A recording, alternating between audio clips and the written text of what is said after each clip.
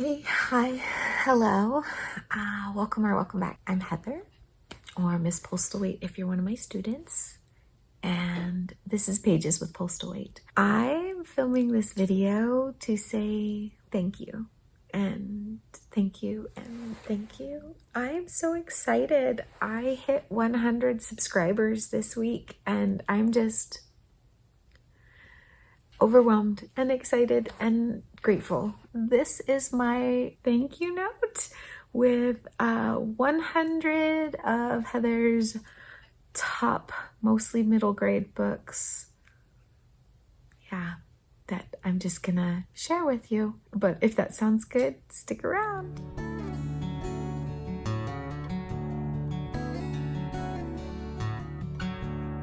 Yeah, this is just my 100 book thank you. So I guess here we go.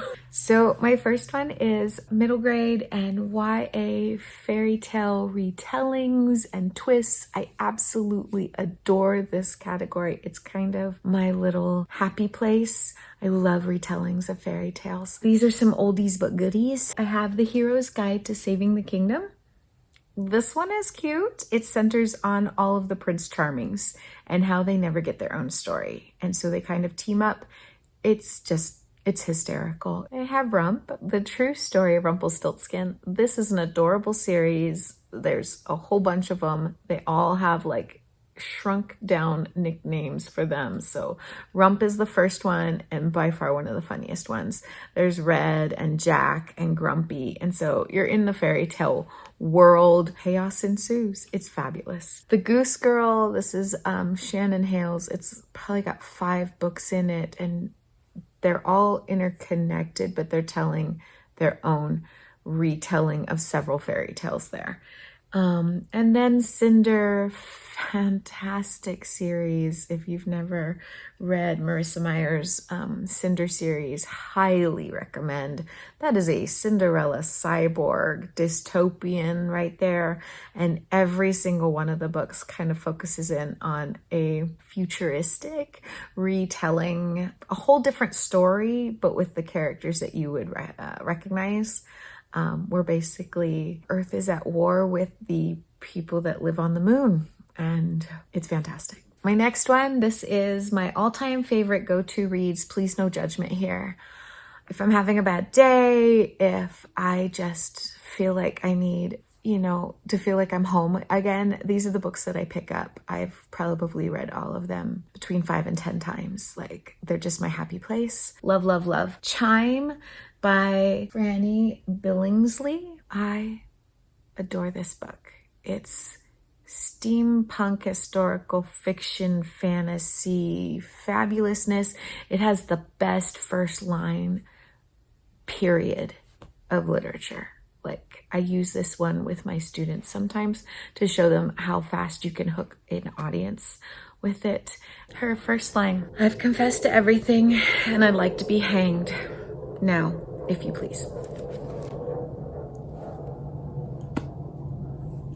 So good. Next up, Mr. and Mrs. Bojo Jones. Kind of a, I don't know, it's probably not a classic, but I was introduced to it in college, and it's one of the first books that falls into the category of YA, kind of around the same time that The Outsiders was done. She's 16, he's 17, and they're pregnant. So it's a really good book. The Hobbs Bargain by Patricia Briggs.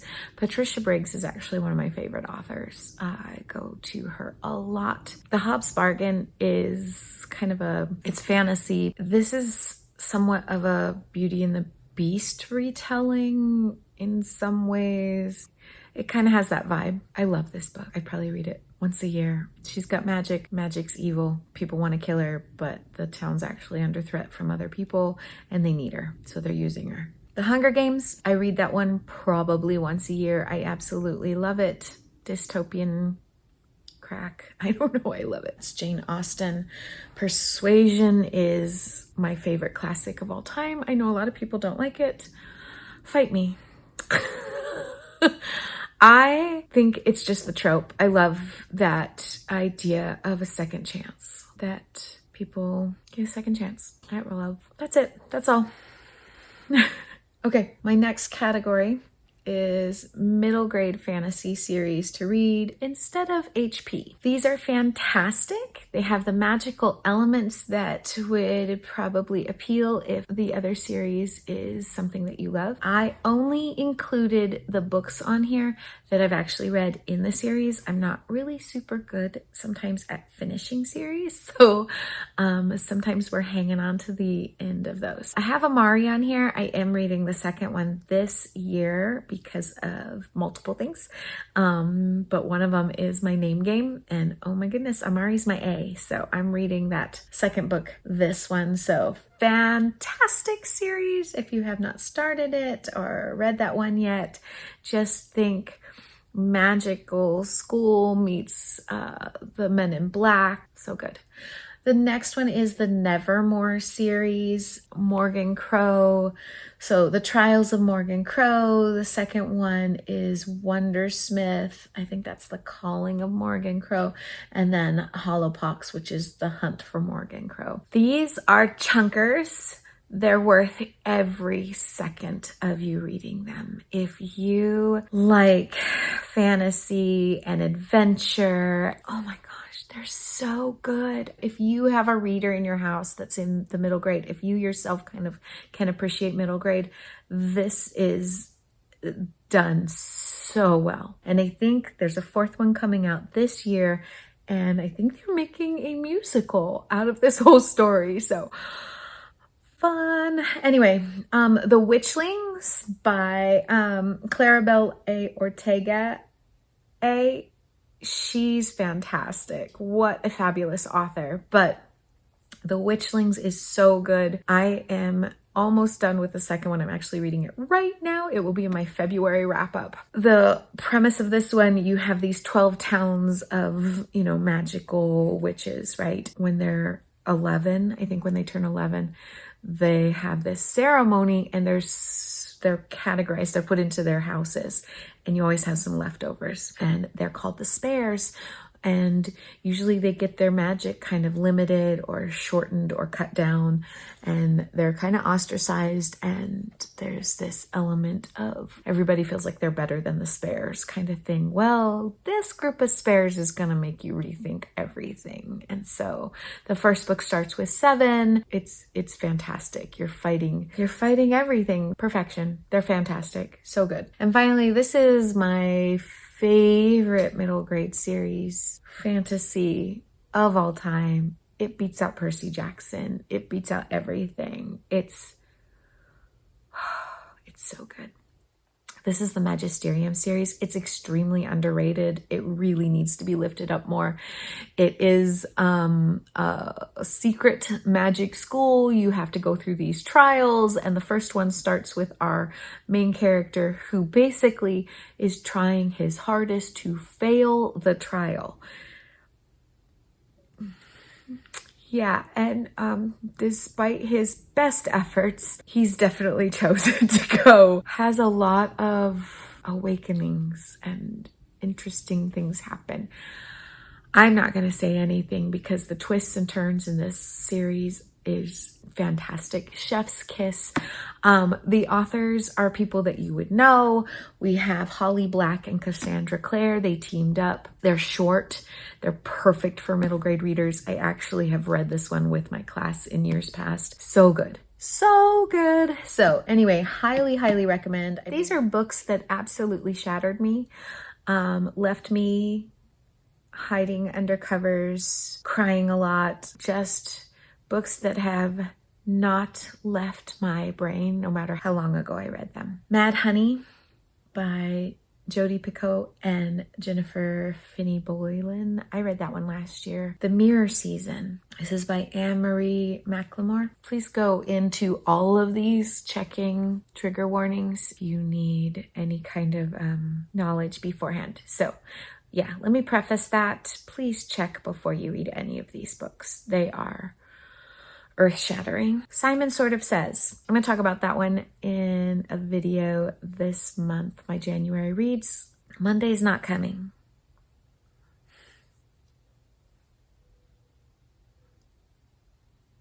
And Orbiting Jupiter. Yeah, these books are powerful, painful. Wow. They're wow books. You will not be the same person after reading them. Next. So this is middle grade realistic fiction. They're fantastic. These are wonderful books. Escape from Mr. Limoncello's Library. There's a whole series. I absolutely love this author. This is Chris Gabenstein. He's written multiple series. In fact, I think he's even written some for adults. I haven't read those, but the Escape from Mr. Limoncello's Library, there's so many. If you love to read and you've read middle grade and children's books, these are the fun ones where you're reading and they keep bringing those in. Like that title will pop up or they'll have a reference to it. And so it's candy for a person who's an avid reader of those, because you're like, oh, I've read that book. Oh, I know what they're talking about. Oh, I read that one. They're so much fun. Plus they're adventure filled. I love these. They tend to be a little bit thicker, so they don't always appeal to my lower readers. Oh my gosh, they're so good. Okay, Front Desk, Kelly Yang. I'm continuing to read through this one. She's amazing. I think I've read 2 of hers. She's got a new one coming out this year that I can't wait to get my hands on. She ends up on the challenged book list a lot for stupid reasons. So you want to talk about targeting. Her books are fantastic. Pick them up. They're wonderful. The Remarkable Journey of Coyote Sunrise. Marcus Vega doesn't speak Spanish. Winterborn Home for Vengeance and Valor. I'm going to put it in the realistic fiction one. It probably has a few elements of fantasy. It's definitely a high adventure one. It's fun. It's so fun. Mercy Suarez Changes Gear. Perfection. I love that whole series. Oh my gosh, it's so good. And then Lupe Wong Won't Dance. Again, one of my favorite authors. And I had a blast with this one. All of these are fantastic. I could talk for hours on any of them. I won't. They're so good. Pick them up. Next one are my fantastic LGBTQ reads. I have them in categories. So for adult literature, A Lady for a Duke by Alexis Hall. So fantastic. I love Regency romance. It's so fun. This one has a delightful trans heroine and it's so good. It's heartwarming. I loved it. Light from Uncommon Stars. I've talked about this one before. It's so good. So those are fantastic. I also have 3 YA, so they're slightly older in the juvenile category. I believe a movie is being made of Aristotle and Dante Discover the Secrets of the Universe. I love this book. I've probably read it 3 or 4 times. Have I read the sequel? No. Should I read the sequel? Yes. Okay. Thank you. The Lesbian's Guide to Catholic School was fantastic. So good. And then Redwood and Ponytail, K.A. Holt. I think this is the other one that I put twice on my list. So if you're counting books, there should be 102, but really 2 of them I put in there twice. This is poetry, and it's a story about 2 girls in high school who kind of discover their interest in each other, and it's really heartwarming. It's very sweet. It's a fast read because it is in poetry. It's a novel in verse. And then I have 3 that are middle grade that are fantastic. And that would be Ivy Aberdeen's Letter to the World. This poor girl and everything that she goes through. And she's just surviving. Her house, I think, is destroyed by a tornado. And so they're kind of going through fixing things and saving things, and everything's going on. And in all of this situation, she just is kind of figuring out that she kind of likes a girl in her class. And it's sweet. It's so innocent. It's so gentle. It's beautiful. Obi is Man Enough. I talked about that one earlier. Chef's Kiss, fantastic. Rough read, but fantastic. Oh my gosh. And then Nikhil Out Loud. Oh my goodness. That one was so fun. I just read that one last year too. And I love Nikhil. Oh my goodness. Good. Here's novels in verse. These are all mostly middle grade YA. So Crossover, Kwame Alexander is perfection in novel in verse. Everything he writes is gold. Everything. So Crossover, if I have a reluctant reader, if I have boys that just can't find a good book, I will hand them one of those because they will enjoy it. This one centers on basketball. There's one on soccer. It's just a little bit of everything. Alone, dystopian-esque, and yeah, novel in verse. This little girl ends up being the only one in her town and how she survives. Inside Out and Back Again, so good. The main character comes to America from Vietnam. It's set, I want to say, in the 80s, early 80s, if not late 70s, and just how she kind of works through becoming a part of the community there. That one hits hard. Paper Hearts does not get nearly enough love and attention. Novel in verse, set in a concentration camp, and it's the girls in this one, their sleeping quarters, and how they kind of help each other survive. Already talked about Redwood and Ponytail. I just finished Mascot. I'm going to talk about that one in my January wrap-ups. So good. Novel in verse. I think there's 7 people talking through the story and what happens when you have a mascot that is a figure of the indigenous community, and just the way the argument went forward in the harm that happens. Oh my gosh, it's so good. Okay, and then Red, White, and Whole. This one is a sweet novel in verse, centers in the 80s. If you grew up in the 80s, a lot of things will be like, oh, kind of nostalgia, but it centers on our main character, and her family has immigrated to the United States from India, and she's trying to fit in and still hold true to her culture and her family. And it wrestles with that whole, when you're, that age and trying to figure out your independence, but still your dependency, your love for your family, but still who are you and can you independently be that person? It's good. It's sad. It's good. So those are novels in verse, highly recommended, super good. I love that we're getting more and more and more books in this genre. Next, middle grade historical fiction. So I've been talking about several of these books for a while now. Show Me a Sign and Set Me Free are part of a series. I've got another one that I still need to read. Set in post-Revolutionary War, Martha's Vineyard, and centers on the community there that is half hearing and half deaf, and how they blend sign language into their culture. It's gorgeous. Blackbird Girls was a book that I read with my book club at my school. It's fantastic. It has dual timelines. One is set in World War II, and the second is set in the 80s when the Chernobyl explosion kind of happens, and basically escaping what is Ukraine at this point.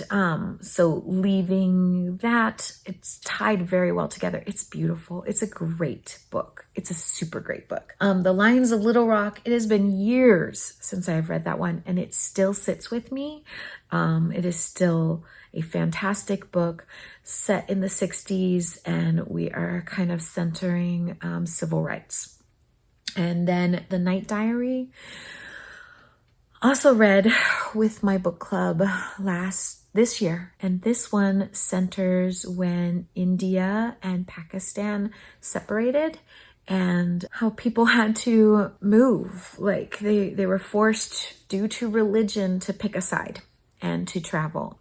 That one's written in diary entries, so yeah, it's fantastic. Oh my gosh, great books. I don't do scary, so there's not a ton of them, but I did last year really try and finish this one series. So scary books I actually read. These are middle grade. The 4 main books there are all part of the same series, The Small Spaces. They're set in the seasons. Small Spaces is fall, Dead Voices is winter, Dark Waters is spring, and Empty Smiles is summer. They're creepy. I keep recommending them to my students. They're fantastic. Catherine Arden is fantastic. The other scary book that I recommend, because I actually read it, is Frozen Charlotte. Ouija boards, dolls, possession, craziness, isolated situation. Scary. Anyway, very good. Those, if you like them, there you go. Those are my recommendations.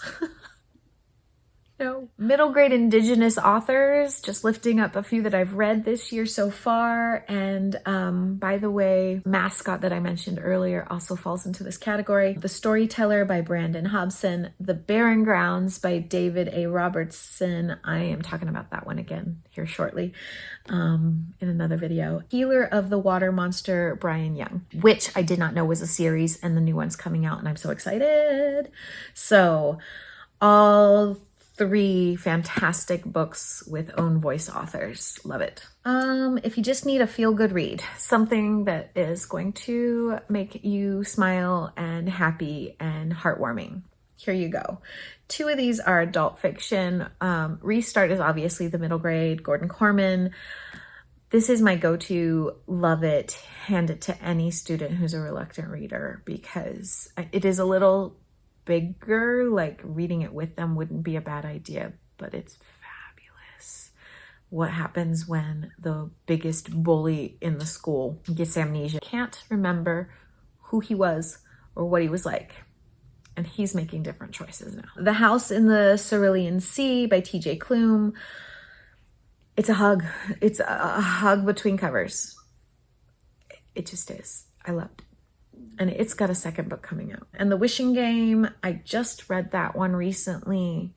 It's a feel-good, lovely book. I really, really enjoyed it. Science fiction, the majority of these are YA or middle grade, and then I do have an adult one. So YA, The Darkness Outside Us. I can't tell you anything about it because if I do, I ruin the story. Escaping Earth, read it. Zero Repeat Forever is the most gorgeous cover of a book ever. I love that cover. Aliens coming and taking over and mankind fighting back. There is a second one and I have not read it yet. I don't know if Pet is YA or middle grade. It's very different. A very interesting read. Kind of makes you question who's the monster. Who's the monster? Las Quintista, I would categorize that one as middle grade. One of my favorite authors of all time, one of my favorite books of all time. So good. Again, escaping Earth, trying to start over in a new place, and it's kind of more of the getting there than the actual arrival, although we do arrive in the book. Okay. The Testing. This is an underrated dystopian, came out around the same time as all the other ones like Hunger Games and Divergent and all of those, and didn't get a whole heck of a lot of recognition. The first book's fantastic. The second book's okay. I haven't finished the third one because it just didn't like grab me, but I've read this first one multiple times. It's good. Michael Vey I would definitely categorize as older middle grade. The kids have powers, electric powers, and somebody wants them. It's really good. And then this is the one, adult, Wrong Place, Wrong Time. If you like time travel, this one's a little bit different. Main character watches something horrific happen and it starts her into a weird time loop where she keeps going backwards. And so she's going backwards in time, trying to fix the future, and each day wakes up in the past. Really good. I really, really, really enjoyed that one. These are my fabulous fantasy series. Again, I'm only putting up the ones that I've actually read in the series, but really, really enjoyed. Red Queen, I just need to keep going on it. That one's a priority. Fantastic series. I really, really enjoyed Leigh Bardugo's Shadow and Bone series. I read these 3. I am waiting on reading like the ones that everybody thinks are amazing. I will get to those, but I really enjoyed these. Every Heart a Doorway is a Portal fantasy series. There's tons of them. They're really short. And put the one okay. So I've read 2.5 of these. I loved the first one. I'm sure people really enjoyed the second one. It's darker. You know me, I don't like scary. And that one has a lot more scary elements to it, so I didn't love that one. And the third one, I was halfway through and I had to return it to the library. It was like overdue, or I was reading it online and they took it away from me. It's a great series. And that author, nothing but good things to say. Hunger Games, obviously. Mockingjay and Catching Fire, the ones that I haven't mentioned before. I love them. Notice Songbirds and Snakes and Songbirds is not on there. I read it. I have not seen the movie. I didn't like it. I don't really like it when you center the bad guy that I've been hating for like the whole series. Meh. Anyway, Ember in the Ashes, Torch Against the Night, and Reaper at the Gates. Wow. I know there's at least one, if not two more in that series that I need to get to. Wow. Oh my gosh, that world building. This is a gorgeous, gorgeous series. And then Claraval and Legendary, fantastic. I haven't read the last one. Don't judge. I'm getting there.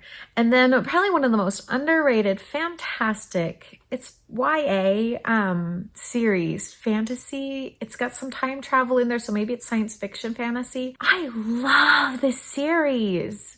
I think it's because the author, it's translated. So we have the English versions of the novels. There's one movie that's translated, so you can actually watch the movie in English. And then I can't watch the other ones because I don't speak German. But it's Ruby Red, Sapphire Blue, Emerald Green.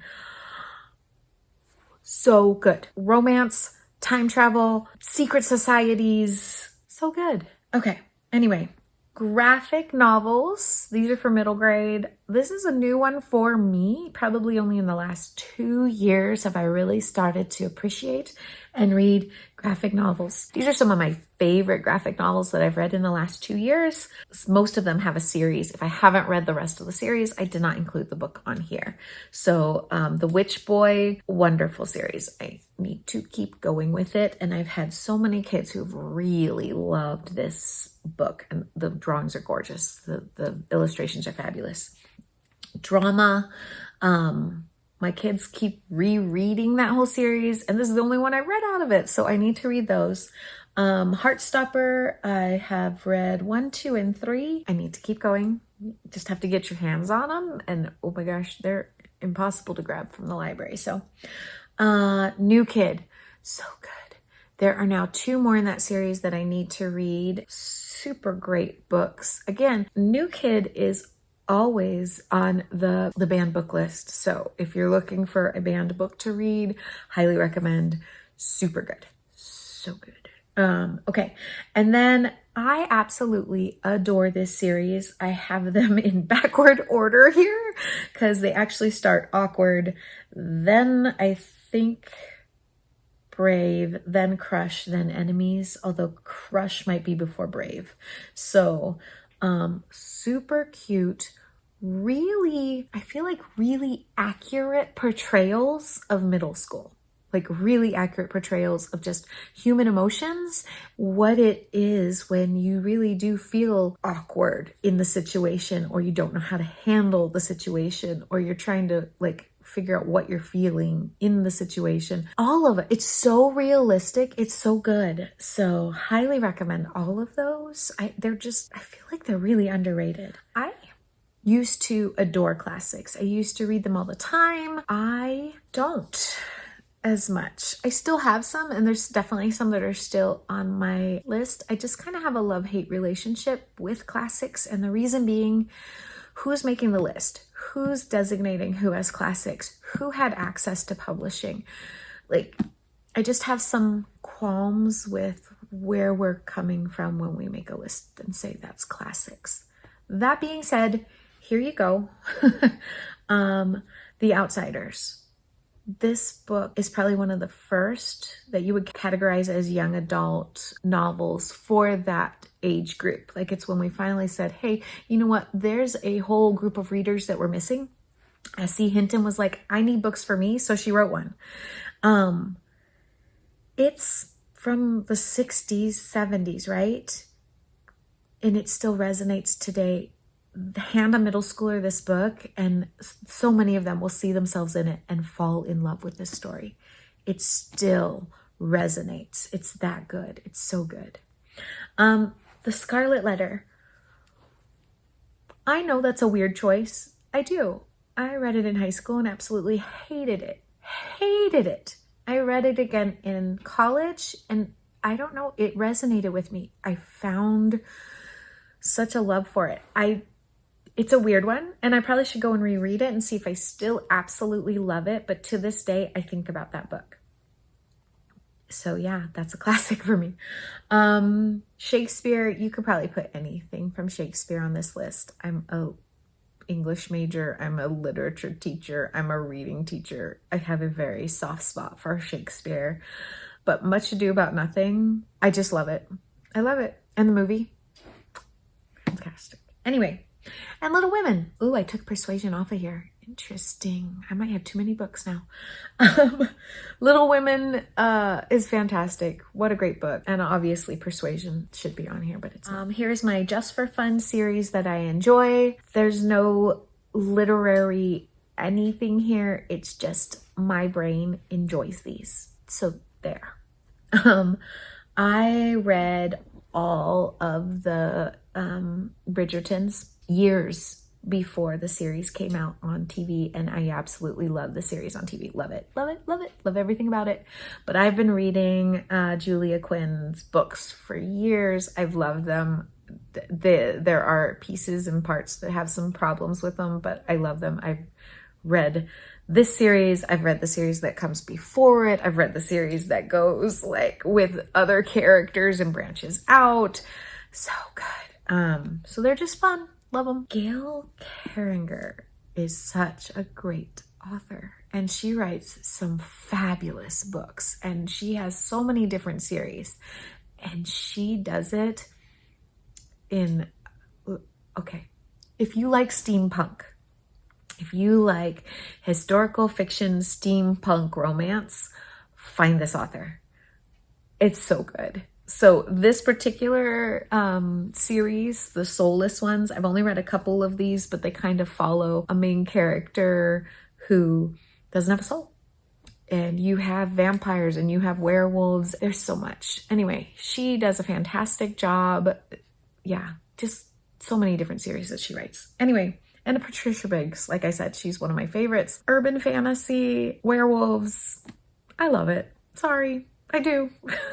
So, Moon Called, that is the Mercy Thompson series, and she is a coyote shifter who basically lives with a werewolf group. She was kind of raised by werewolves. They're always solving crimes and it's good.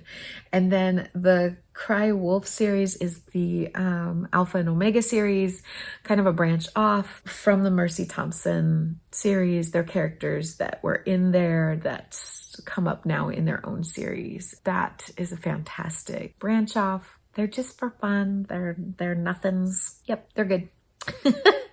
Don't judge. Okay, so that was my thank you card to all my subscribers. 100 recommendations off the top of my head for, yeah, thank you. Thank you. Thank you for watching. Thank you for subscribing. Thank you. So there you go. I hope you have a wonderful day. Keep reading. Bye.